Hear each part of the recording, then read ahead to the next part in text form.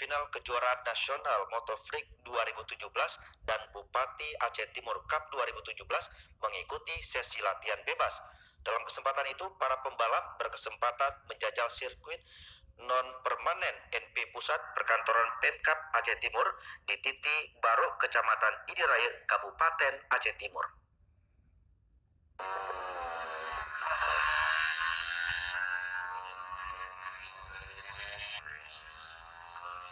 Masyarakat terlihat sangat antusias menonton meski sesi balap resmi belum dimulai. Para pembalap mencoba beradaptasi dan berakselerasi di lintasan basah akibat guyuran hujan yang melanda Aceh Timur dan sekitarnya dalam beberapa hari.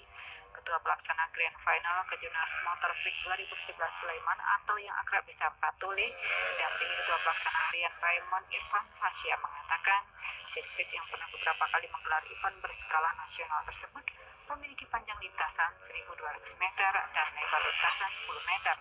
Sementara itu Tole yang saat ini juga menjabat sebagai Ketua Korwil EMI Aceh Timur juga mengatakan jumlah pembalap yang telah mendaftar hingga Jumat sore hari telah mencapai 120 starter.